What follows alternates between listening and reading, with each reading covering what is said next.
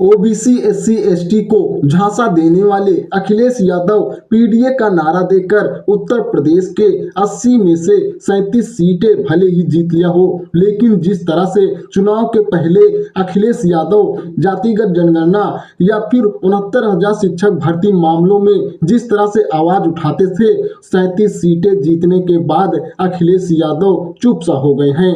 या फिर हम मान ले कि अखिलेश यादव को जो 37 सीटें ओबीसी एससी एसटी पिछड़े समाज ने जिताया है, वो आराम करने के लिए जिताया है, ना कि जमीनी स्तर से ओबीसी एससी एसटी आवाजों को उठाया जाए। विपक्ष में रहते हुए अखिलेश यादव जिन मुद्दों को नहीं उठा पा रहे हैं, सत्ता में रहते हुए अपना दल की राष्ट्रीय अध्यक्ष बीजेपी सरकार में मंत्री अनुप्रिया पटेल उठा रही हैं। बड़े बड़े मंचों पर चाहे 69,000 शिक्षक भर्ती मामला हो या हो जातिगत जनगणना जैसे विशेष मुद्दा, किसी भी मंच पर अनुप्रिया पटेल हो, ये सारे मुद्दों को लगातार उठाती चली आ रही हैं।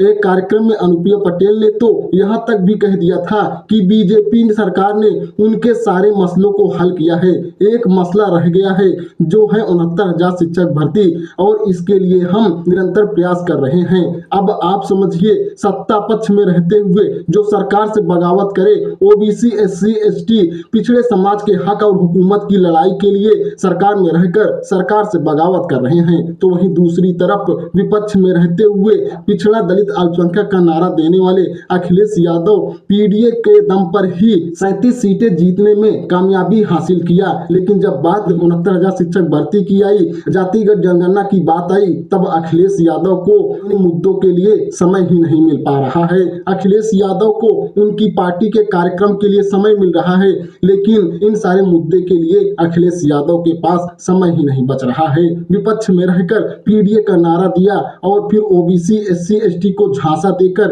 उत्तर प्रदेश के 80 में से 37 सीटें मिल गई, लेकिन इन सारे मुद्दों के बारे में अभी भी अखिलेश यादव चुप्पी साधे हुए है। अगर कोई नेता पिछड़े समाज का इन सारे मुद्दों को ध्यान दे रहा है, तो अपना दल की राष्ट्रीय अध्यक्ष अनुप्रिया पटेल हैं, जो सरकार में रहते हुए पिछड़े समाज के हितों के लिए सरकार से बगावत करती चली आ रही हैं। तो मैंने आपको बता दिया, जिस ओबीसी एससी एसटी समाज ने अखिलेश यादव को 37 सीटों तक पहुंचाया, उन्हीं के आवाजों को आज अखिलेश यादव नजरअंदाज कर रहे हैं। जब अखिलेश यादव मुख्यमंत्री थे, तब ये जातिगत जनगणना का मुद्दा नहीं उठा रहे थे, ये पिछड़ों के हितों से जुड़े मुद्दों को तब नहीं उठा रहे थे, तब अब कैसे उठाएंगे। फिलहाल जो भी चीजें थी मैंने वो आपको बता दिया। अब आप कमेंट करके ये बताइए कि पिछड़ों के लिए कौन सी पार्टी ओबीसी एससी एसटी की आवाजों को उठा रहे हैं। फिलहाल ऐसे ही जानकारी के लिए देखते रहिए नेशनल जनाधार और जुड़े रहिए हमारे साथ। धन्यवाद।